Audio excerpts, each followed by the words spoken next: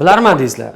Burun formasini o'zgartirish maqsadida kosmetologlar tomonidan qilinadigan ukollar operatsiyadan ko'ra ancha xavfliligini.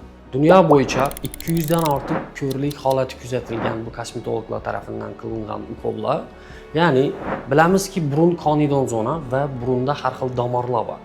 Anatomik holatini tuzilishini bilmasdan kosmetologlar tomonidan qilingan ukollar agarda shu damarga tushgan holati bo'lsa, albatta ko'zlar ko'rmaydi, ya'ni ko'rlik holati kelib chiqadi. Operatsiyada esa bunday holat kuzatilishi juda qiyin. Instagramda umuman internet tarmoqlarida kaushindagi trendlarni izidan quvmasdan to'g'ridan-to'g'ri operatsiyaga yo'llantirilgan ma'lumoti to'g'ri hisoblanadi. Nechun desa, operatsiya holatida umuman damarlar, arteriyalar zarar yetkazilmaydi. Va shu maqsadda kosmetologik protseduralar juda katta noto'g'ri hisoblanadi. Ko'rib turgan holatlaringiz esa kosmetologik protseduralarni ahvoli va dahshatli holatlar hisoblanadi. Umuman bunga misol keltirib aytishimiz mumkin. Yaqindagina bo'lgan holatda kosmetologlar tomonidan burun formasini o'zgartirish maqsadida har xil fillerlar qo'yilgan va bir narsani to'g'ri aytishim mumkinki, bu fillerlar vaqtinchalik hisoblanadi. Birinchidan, fillerlar hech qachon so'rilmaydi.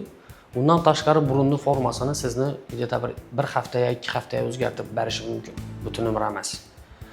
Operatsiyada esa butun umr formasi o'zgaradi insonni va xavfsiz bo'ladi. Va bu fillerlarning so'rilmasligi amerikalik olimlar tomonidan уже dokazatsiya etilgan holatda hisoblanadi. Bizani bilasizlar, inson organizmida yuzda suyuqlik bor va bu suyuqlik hisobiga qurilgan holatda filler yuboriladi va yangi suyuqlik bilan fillerlar qorishadi va naborot fillerlar ko'payadi. Patsientimizda ham kosmetologga borgan va filler quydirgan, burun esa juda dahshatli holatga kelgan. 2 oy o'tgandan keyin suv bilan filler qorishgan holatda burunda yana garbinka va burun konchikining o'zi esa juda pastga tushib, ruscha aytganda urotstvo holatına kelib qolgan. Qovoqlar blefroplastikasida ham kosmetolog tomonidan oddiy kosmetolog xonasida qilinadigan operatsiyalar, na sterilizatsiya bor, na bo'lmasam aseptika, na antiseptika bor.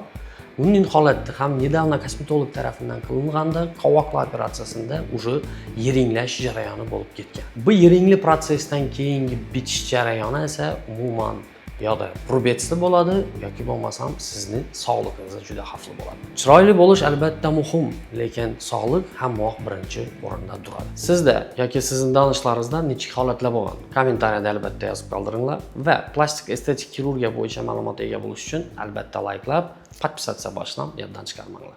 Sizlarni qo'llab-quvvatlashlaringiz bilan videolarimiz yana davom etadi. Görüşürüz.